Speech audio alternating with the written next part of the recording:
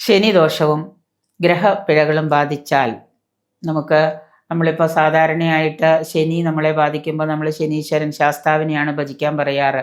പക്ഷേ ശാസ്താവിനോടൊപ്പം തന്നെ നമ്മുടെ ശനിദോഷം മാറ്റാൻ പറ്റുന്ന ഏറ്റവും പ്രധാനപ്പെട്ട ഒരു മൂർത്തിയാണ് ഹനുമാൻ എന്നത്. അപ്പോൾ ഹനുമാനെ ഭജിച്ചു കഴിഞ്ഞാൽ നമ്മുടെ ശനി പറയുന്ന ദോഷങ്ങൾ, ഗ്രഹപ്പിഴകളൊക്കെ നമുക്ക് മാറ്റിവെക്കാനായിട്ട് സാധിക്കും.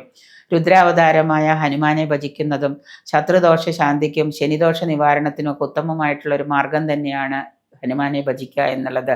ചിരഞ്ജീവിയാണ്, അനിതര സാധാരണമായിട്ട് ബലമുള്ളവനാണ് ഹനുമാൻ. ഹനുമത് ഭക്തരെ ആവിചാര ദോഷങ്ങളോ ശത്രുദോഷങ്ങളോ ഒന്നും ബാധിക്കാതെ ഹനുമാൻ കാത്തുരക്ഷിച്ചുകൊള്ളും. ഹനുമത് ഭുജംഗ പ്രയാസ്തോത്രം, അതുപോലെ ഹനുമാൻ ചാലീസും ഒക്കെ ദിവസവും നമ്മൾ പാരായണം ചെയ്യുന്നത്, ഹനുമാൻ ക്ഷേത്രം ദർശിക്കുന്നതും ഒക്കെ നല്ലതാണ്.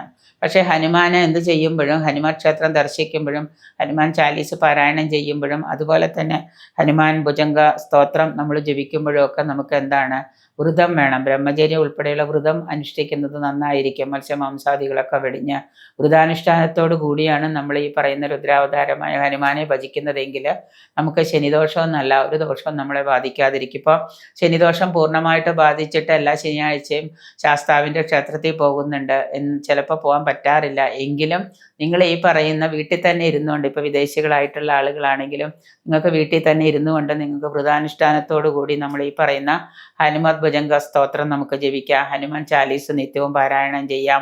അതുപോലെ തന്നെ ക്ഷേത്രത്തിൽ പോകാൻ പറ്റുന്നില്ല എന്നുണ്ടെങ്കിൽ ഇതൊക്കെ തന്നെ വീട്ടിലിരുന്നുകൊണ്ട് ചെയ്യാം.